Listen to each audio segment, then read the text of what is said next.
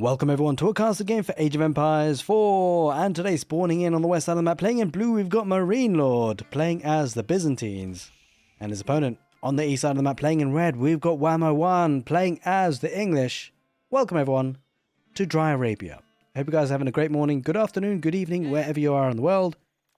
We're going to be having a cracking match today, the Byzantines versus the English. Marinelord versus Wham, of course two of the very best players in Age of Empires 4 right now. Playing two of the, I guess, most popular civilizations in Age of Empires 4 as well. I mean, the Sultan's Ascent DLC has brought us many new civilizations, one of which is the Byzantines. And of course we've got the English, the tried, tested, the old English, right there from the start of Age of Empires 4. Now, what's kind of interesting though, is that English have actually gone through a lot of changes. They get the king for free now from the Abbey of the King's Landmark. It makes that landmark incredibly popular these days. And unlocks quite a few strategies for them, I gotta say. The Council Hall, still there as a prominent landmark, very important landmark of course. Does allow for that very fast timing of longbowmen to pop out. But we do often see the Abbey of the Kings being played, and giving that free king buys a lot of time for other strategies, namely a second town centre, potentially also fast castle. We have to see exactly what Wham has in store for us today. And on the other side of things, the Byzantines, a strong civilization at the moment for sure, with the heart of the economy essentially focused around the cistern, giving an additional 10% gather rate for those villagers. It also scales quite well, of course. The more cisterns you have, the more they're connected they are with aqueducts, the higher the gather rate becomes. And then you've got Conscriptio with increased military production, you've got Dialecticus with increased rate of research, and then you also got Praesidium, which reduces the amount of damage taken. Of course, you have to toggle to each one, and don't forget Acritoi as well, a nice little bit of temporary boost for the villagers, gives them an extra bit of armor, extra bit of damage, to help fend off early aggression, which could, by the way, come in from the king. The Grand Winery is the landmark of choice for marinelord. It's a very important one. It's a very powerful one for the Byzantines. Gives them an additional 60% gather rate on, not gather rate, but, additional amount of olive oil from berry bushes and of olive groves. And the reason why that's so significant is, of course, that allows them to get lots of mercenaries out quite quickly and put some pressure on. Especially considering the alternative is the Imperial Hippodrome for the Byzantines, which they have a little less need for, considering it's going to be Abbey of the King's landmark. Now, the Imperial Hippodrome, which is the alternative to the Grand Winery, could be important if you want to try and get horsemen out nice and early to try and counteract longbows, but of course, that's not necessarily a problem in this particular opening from the English and Wham. He's going to be going out to stone now, Wham, as well, so going to go for that second town centre, which is a commonly played approach for the English, especially when they open up with the Abbey of Kings. I've got to say though, if you have an extended feudal age between the Byzantines and the English, you have to favour the Byzantines in the early stages of it. Because of the fact their villagers have a 10% extra gather rate, it's incredibly powerful, and so extended feudal age kind of suits them in a way. They should have a stronger economy, as long as they get that second town centre a little bit quicker, which often is the case. On the other hand though, the English powerhouse really comes down to the farms. The cheaper farms and the faster gather rate of food from it. It doesn't necessarily come into play until sort of 10 minutes, 12 minutes into the game, because of course there's plenty of sheep to be had first. And the cheapness of the farms and the faster gather rate though, once it does come into play, it can put the English in a good spot.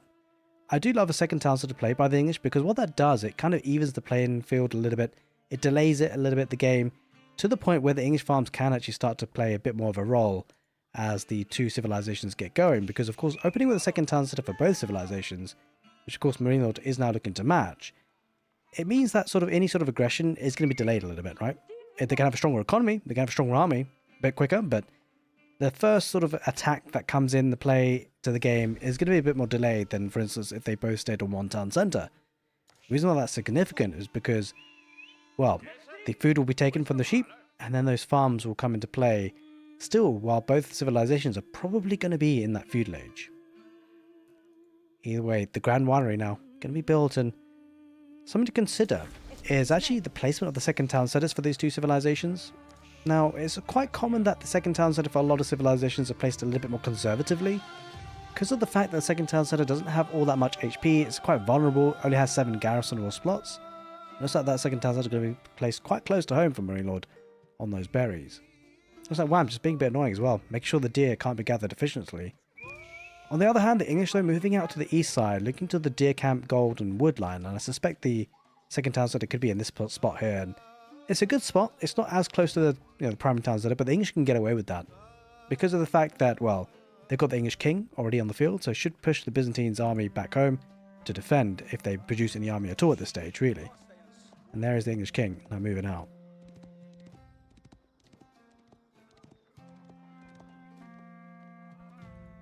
Actually, going to be attacking that wood line. We'll keep an eye on that because that could be significant. Marinelord, he is moving away now. The king getting a bit of a charge. Second town centre is up and running though for Marinelord, and quite heavy on gold, which does suggest maybe a castle age timing on this after the second town centre. Second town centre yet to be up and running for WAM, but we'll be there soon. Now, whilst I suspect a bit more damage might be coming with the king, just a bit more harassment, I'd like to say a very big thank you for everyone who's been supporting the channel, whether it be on Twitch and YouTube. You guys are absolute legends. Thank you, thank you, thank you, thank you. Now, one important notice to say, hey, look guys, if you're watching on YouTube and say this is like the third or fourth cast you've seen from me on the channel and you enjoy the content, make sure you're subscribed. It really helps out on the YouTube channel side of things. It helps me get sponsorships in the future potentially. And of course, it means that, you'll be getting notifications of when you, when there's another casted game to see. Charging in with the knight. I should get a charge in, but possibly... Wait, did that not land? That's really weird. That didn't land. It felt like it almost did, but... It's an unusual one there. Going to be forcing out a little bit of idle time. It's got to be careful where I'm not to take too much damage. I mean, he's just going to keep his enemy busy ultimately, and he could always heal up with that king, of course. Going to charge in. Does get the charge this time. And he backs on away. Just forcing the garrisoning. It's got to be just a bit annoying and harassing a little bit. Oh, that weak villager. Okay, he was tempting it. He's tempting it. But yeah, I think at this point WAM actually has to back away. I don't think he can take too many more hits. And just on that thought about subscribers, by the way, I was going to say that if you do enjoy the content, make sure you do give the video a thumbs up. But also, one thing I'm going to be mentioning to you guys in terms of future uploads, I do stream on Twitch, but I don't upload all my content that I cast. But I am only going to be uploading onto YouTube the very best games that I've casted, because I know that, you guys are probably busy, maybe after work, sometime you're watching some of the videos. It's probably not the case that you don't want to be watching any games that aren't particularly exciting, and I wouldn't want to upload them, to be fair. So that's what we're going to get as a guarantee, more or less. Every single video that's uploaded onto YouTube will be a good game, have something fun or interesting to talk about in the strategy side of things for them, or there might be just some epic games between two great players. So rest assured that every video that you do click on is going to be, well, it's going to be a banger of a casted game. We could say that much. Going to make sure we're going to get that quality assurance, just so that, I don't want to upload riff-raff content. I think it helps everyone involved, to be honest, because no one wants to spend 20 minutes watching a game that wasn't all that great. Day camp heavily focused on for the English, and also getting some farms early, which, we talked about earlier in the game. That's where the powerhouse of the English really come into play, especially in the late game. But we have to get there first. King charges on in. Doesn't actually get a charge in on the villager. Now opening up with the mercenary house, going for the longbowman contract, the western mercenary contract, and opting for a stable as well. I kind of like this play because if you do opt for cavalry as the Byzantines, which is often the case by the way, he's going to try and force the English into spearmen, and then the longbowman can try and pick them off. What I've got to say though is that a really interesting play for the English can be to go to cavalry themselves, especially with the Abbey of the Kings. They can always return the cavalry back to the base and heal on up. It's going to be the White Tower to get to the castle stage at a very good timing for the English, by the way. Very nice in timing indeed. And the one thing I love about the White Tower is that if he does want to go for cavalry, he doesn't actually have to make a stable. He can just pump them out. Also, probably likely to try and challenge for the relics, which we should talk about a little bit. A couple of relics pretty much in the midline, I think, of the map. Pretty even spread, I think. Unfortunately, this relic going to be walled out, but I'm sure we'll be able to get it with the gate and get across. So relic is probably going to be something that both players are going to look to try and challenge for. One thing I have to say, by the way, a bit concerning for the English in this particular matchup. The Byzantines, they're on second town centre, right? Got the second town centre a little bit early, so extra villager there or two. More importantly, these villagers have been working faster, right? 10% gather rate on these villagers. It's not to be underestimated, right? So, he's got 46 villagers, add another 4.5. 4 to 5 villagers on the economy, and that difference starts to play a big impact. Bear in mind as well, the olive oil coming on in means he did get a couple of units for free, or will be doing so soon anyway, at least. And so what it turns out to be the case is most likely in this game, in the next 5-10 minutes, we should expect to see the Byzantines with a military advantage. He's going to the castle age now with the Golden Horn Tower, a little bit behind in some of the castle age tech up, So Wham should be able to get on the field a little bit quicker and maybe get that, you know, the monastery up and get the monks out a little bit quicker too. You can see rushing it down now with 7 villagers. He wants those monks out quite quickly. So we'll have a bit of a lead time on trying to get those relics. Not like a hugely... I don't think it's hugely significant. We'll see. Because Byzantines will start to pump out units now. Especially when the longbows pop out. They'll group together. And they'll probably move on out. Looking to extend the cistern network as well. The water levels. Down in the south, going for the berries and the olive oil. Taking advantage of the free food on the map. Just delaying the olive grove transition for a bit longer. Getting about to dive on in. Got to be careful. Those couple of horsemen doesn't actually get the charge again. What is going on? Never really... It's a couple of times it's happened now for Wham. But yeah, he's opted for knights. I like this play by Wham, I've got to say. And you know what? Hear me out. It's actually a really interesting strategy. I really like it because, first of all, it's not something you typically often have been accustomed to playing against as the English. With the English. But more importantly, what this forces out is possibly a lot of limitane out for the Byzantines. And I think the English would love that. Hear me out, hear me out. You might be wondering, why would you love to go against limitane? Well, because, you know, they're a very strong unit, incredibly strong unit, in fact. And especially with the shield wall ability means ranged units don't do as much damage. But hear me out. In the late game, the English love to go for man-at-arms, especially with their armored clad upgrade. They can pack a punch for sure. Wait, hang on a minute. The king's pretty low health. I think he dove in a little bit too deep here. Why might lose the king? I think one more volley of arrows. Yeah, there we go. Down he goes. It's unfortunate. Wham's going to have to retreat. Maybe bit off a little bit too more than he could chew. But on that thought, the English going for man-at-arms is a really nice unit for them, especially in the late game. It's a real powerhouse unit. And you don't want to necessarily go for them too early. Like, if you think about it, this scenario, right? He's gone for cavalry. It gives him a lot of map positioning, speed on the map, to try and secure as many of the relics as possible. Bear in mind which, by the way, he's already got one in his clasps.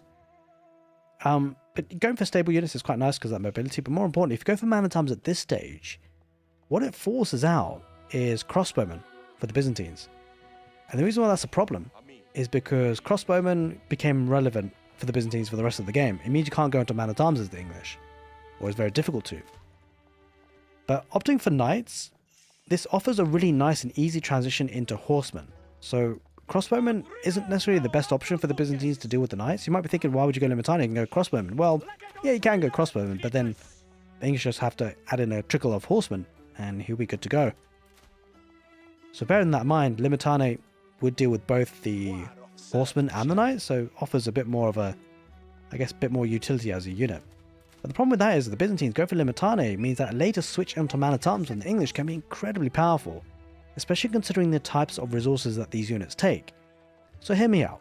The English with English farms, oh, unfortunately not going to pick that relic in, I don't think it will happen, yeah. So hear me out. The English farms, they set themselves up really nicely with the enclosures upgrade with the free gold trickling in the Imperial Age. And so it sets them really nice up for food and gold units. Man-at-arms, really easy to make. But if we do see a mass making of limitane for the Byzantines, I don't think he can take that fight, by the way. I mean, he has to get out of there. It's just way too many longbows. Might be able to get out of there with not losing too many knights, though, which is handy.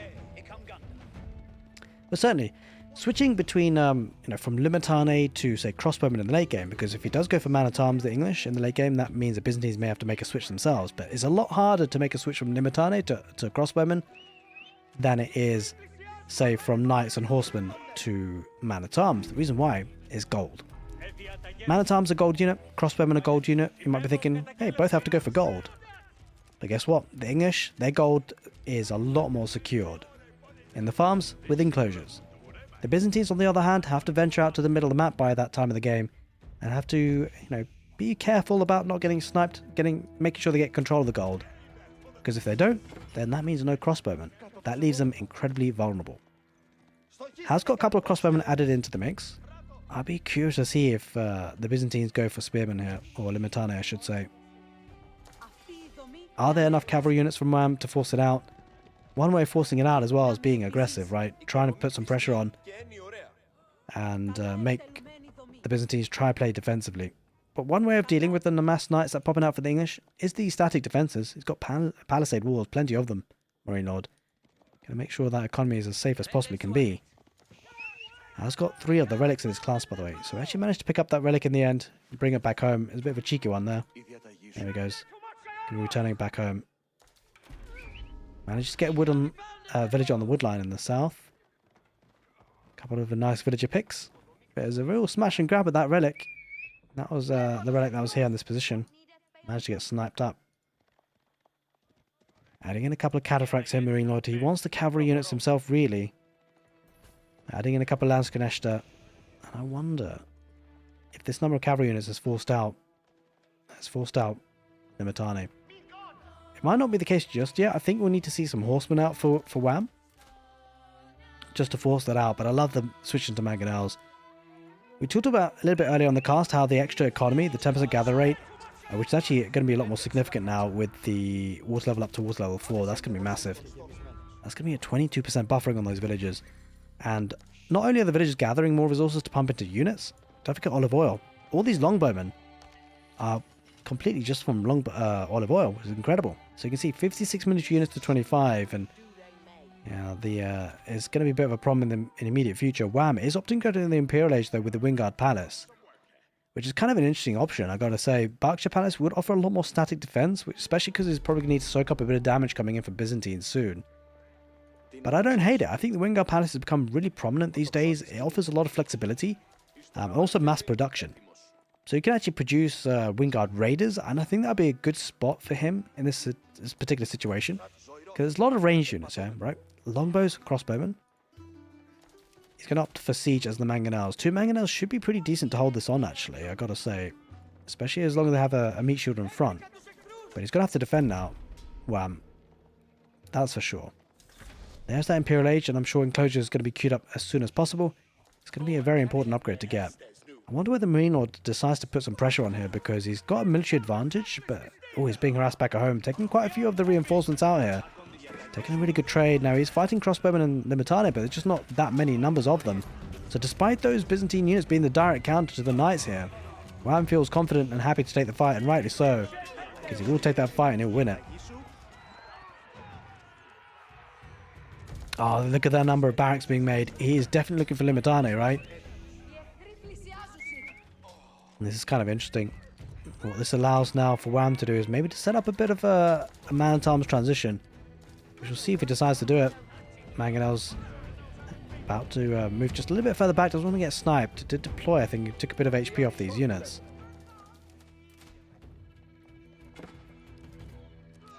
Running underneath the town centre, which is not ideal. You can see the idea that the Byzantines wanted to get some value, but can't really punish that Imperial Age. And he's going for Wingard Raiders. This is fantastic. Going to give him 3 horsemen and 3 knights. It's a really quick way to produce these units.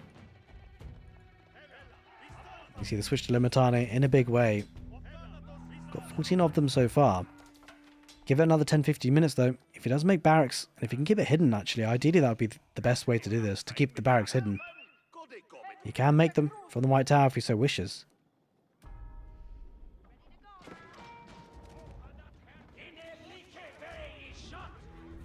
Mangonel's deployed, and make sure that the Byzantines have to head back away. Just constantly poking his head through, but can't get too much value here, I don't think, Marine Lord. Although here he might. No, just went around the wrong way of that gold vein. Wrong side of it. Except Marine Lord going down the southeast, but Palisades will keep him out for now. Losing a couple more cataphracts.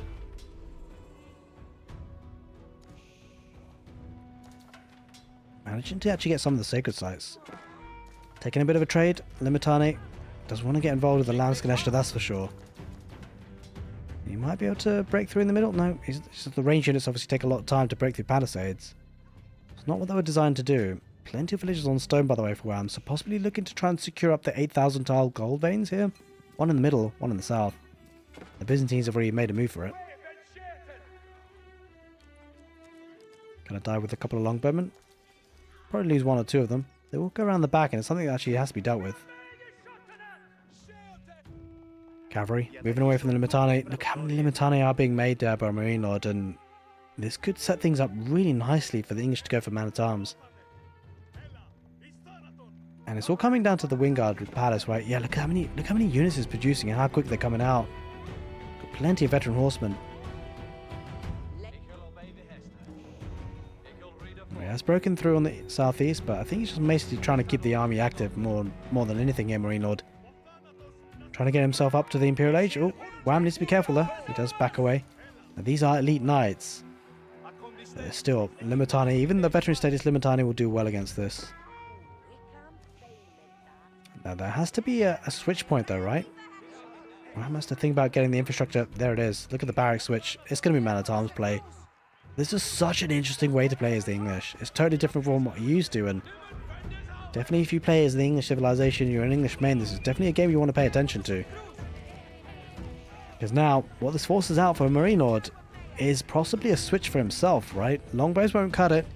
He'll need maybe Varangian guards, maybe crossbowmen. Either way, he's going to need a heavily gold-orientated unit. He does have plenty of gold in the bank, to be fair, so he's well set up for that.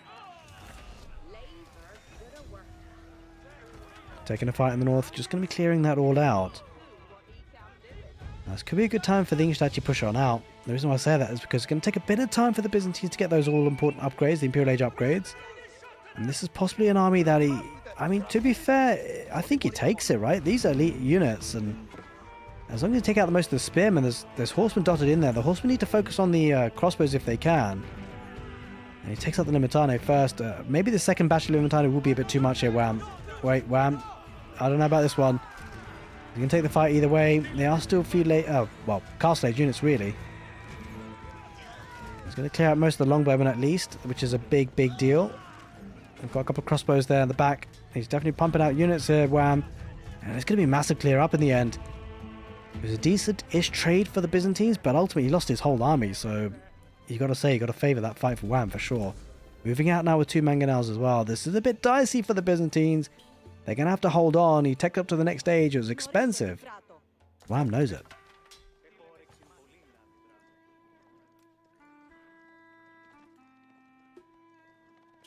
Moving out through the middle of the map and just decapping the sacred sites. Tithe barns coming on for a marinelord. Understandably, when you've got 3 relics. But one thing to bear in mind is that the production capabilities for the Byzantines is really strong right now. Look at that. Water level 5 going to give a 26% gather rate in the villages. More importantly, 100% extra production rate on those production buildings is not to be underestimated. But the production buildings being forward is a bit of a dicey situation. Because if Wham can take them out, that would be important. Going to run into the keep down in the south. Needs to back away here, Wham. Just too many choke points, too many Limitane, which now are elite status Limitane. But guess what? Guess what Wham is prepping behind all of this? He's prepping in the man-at-arms switch. That's exactly what he needs. They're popping forward already. So this is going to force out yet another switch for marinelord. But it'll come at a time where he's fully population blocked, so he's going to need to actually use some army. And then what does he try to go for? Crossbows? Varangian guards of his own? It's going to be dicey. Got plenty of gold in the bank at least. He's kind of struggling on food, believe it or not. Let's take a look at the income per minute. Yeah, despite 2,000 food income per minute, it's still looking a bit dicey. Does have an Nest of Bees, which is under siege. Just got to be careful not to lose that, ideally. I think he should be okay. These aren't clock tower Nest of Bees. These are regular Nest of Bees, so they don't have like amazing health. Only 130 HP. It's not a lot in the grand scheme of things. Oh, Limitane. A couple of Lance Cannons added in there, though, to be fair. They're going to do some damage, but it's mostly Limitane. And the man-at-arms will have no problems dealing with those. Going through the north, Wham, all over the map. Drawing the Limitane left, right, and centre. Going to be trying to burn down, through down in the south as well.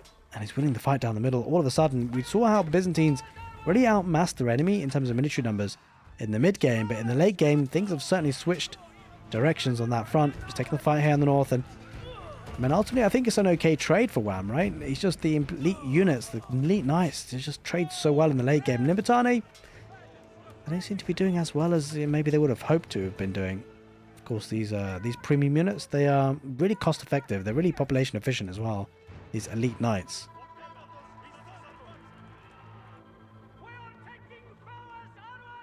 And slowly but surely, I wonder whether this goal position could be pressurized, because he's got a lot of map control. He's all over the map, and he's got a bunch of cavalry units around the back.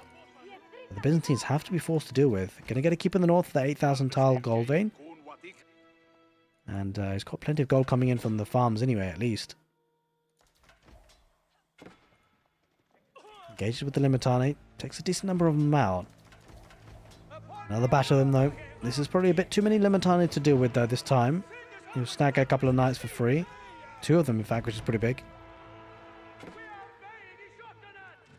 Down in the middle, massive engagement, which should favour, again, the Byzantines. The Limitanic numbers looking decent, but when ultimately, I think what Wham's situation is here, he's going to use these units and try and get as cost-effective trade as possible.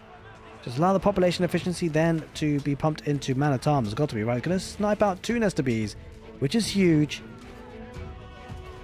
Limitano picking up a bit more cavalry. He's trying to get as many villager kills as possible. I think that's the best way to use these units at this stage. I think we're definitely seeing a switch into man at arms play, right? It's got to be.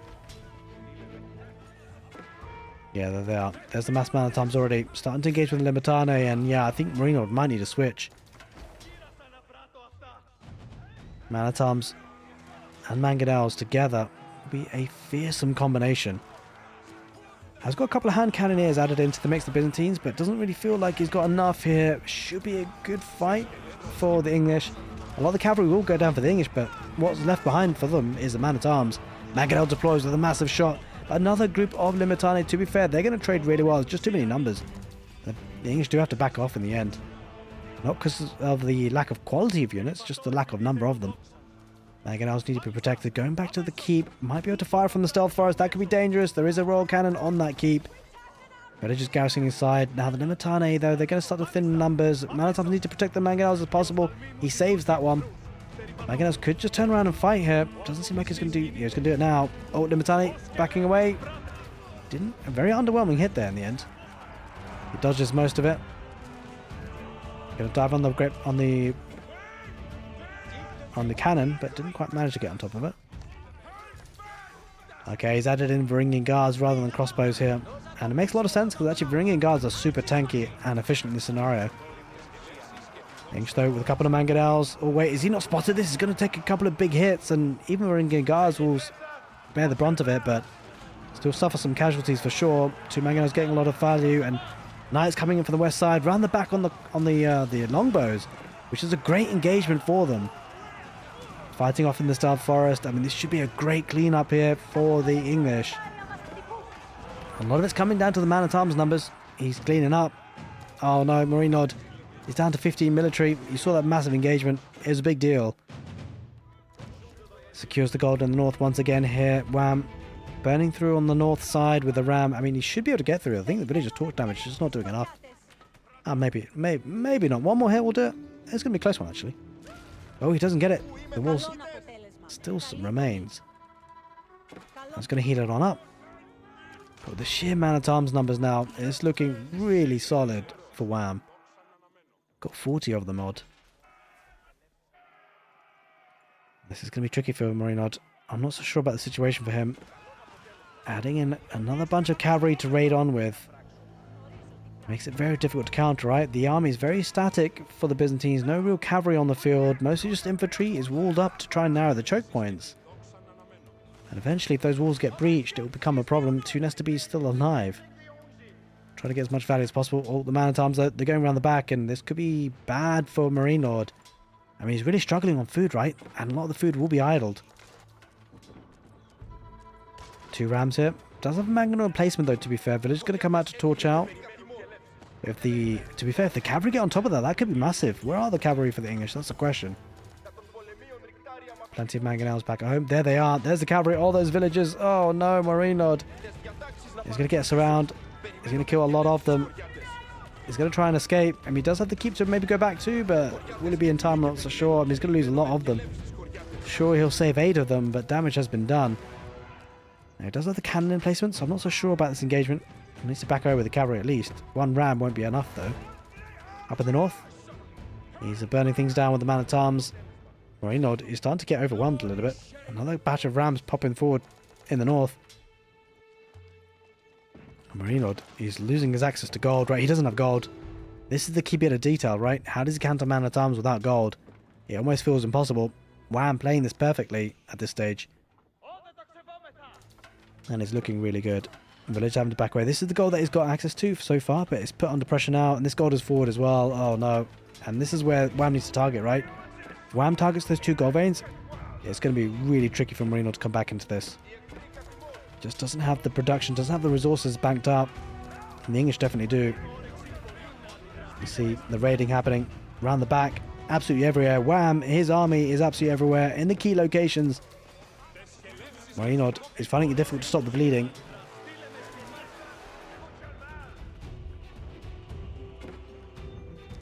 Cavalry on that wood line, and he's just sending all the units where he needs to be. Olive Grove transition is just under siege, and 22 of the economy is idled for Marinelord. That's going to mean a real lack of food income. The same cannot be said for the English. Look at the farms. They've been working for so long untouched. He's going to try and get it, keep in that forward position to try and protect the gold vein. It's understandably so. He needs it. Look at the mangonels. Oh, they're going to deploy, and those Varangian guards, they won't be able to stand tall there and fight. They have to back away. There's another ram still working for him, to be fair, in the south. Keeps still standing tall for the Byzantines. This one, though, will it go up? I mean, it will do, but it might lose some villages in the process. Loses a handful. Could have been a lot worse in the end. Might need to bring those mangonels back, though, otherwise he'll lose a couple for free. In the north, he's being aggressive, trying to break on through with cavalry and rams. Actually, quite a few villages going to go down there. 55 villages killed already. Marinelord still at 200 population, but most of the units aren't high value. You can see the army value number in the bottom left. Look at that. Almost 12,000 there for Wham. 8,000 for Marinelord. Massive difference for sure. Now we see a bombard. He's going to start sieging that keep down. If that keep goes down, that's probably the last stand for the Byzantines, most likely. He's opened up in the north. He's pressurized in the south. The keep is still there alive for Marinelord, but doesn't really protect him all that much. Has a couple of springles, which will work pretty decently against the bombard. Brings that back there, Wham. He's taking the fight. Nesta B is engaging as well. Good mangonel shots, though, for the English on the back line. Does lose one. He's trying to take over the Nesta Bs if he can, but look at the man at arms. They're just so strong. Limitan look good in numbers, but they will get shredded. Make no mistake about it. There's even English hand cannoneers, and there's just too many numbers here. Wham! He should win this fight, and with that, he might win the game. Limitan coming from the back as well, but again, English have a good force coming on in. Village coming out to repair. I mean, the front line is going to start to go down for the English, but there's reinforcements coming on in. Bombard's still alive. That keep is almost down. Cavalry charging on in, trying to take out the springholes. Village coming out to repair for the Byzantines, but I think it might be just a little bit too late. I'm not sure how much stone he's got in the back, about 450 odd. So it could be okay. Bombard, though, is being repaired. Wait, Marinelord, does he dive that? Does he try and take it? I don't think he has enough to do enough damage. The villager repair rate on the bombard is way too strong. And the second bombard being added in as well. In fact, there's a third. There's 3 bombards. That keeper's not going to be destined for this world any longer. And cannoneers for the English doing great work. He needs to take care of the Nesta Bs, though, if he can, because that could be a big damage output unit for the Byzantines for sure. He's being raided heavily in the north. Olive Grove transition completely idled there. Another ram in the south, just being a nuisance more than anything. In fact, he's keeping a lot of villages idle, trying to torch it down, which is massive. But 58 to 35 military. He loses the keep, loses that forward position. To be fair, the gold has already expired. This is where the Byzantines have to rely on olive oil if he can. Try and see him through the game, but it's a tricky one. It's really gold that he might need. 3 bombards, the big concern now. He's going to lose infrastructure. There's no way to deal with the bombards, right? There it is, ladies and gentlemen. Marinelord taps out the siege. Kept on coming on through for the English with 3 bombards, with a massive meat shield of man-at-arms in front of it, and wham, with a great English strategy. There's a great thought process behind it. I hope you guys enjoyed this castle game on YouTube. If you did, make sure you give the video a thumbs up. Take care, and see you next time.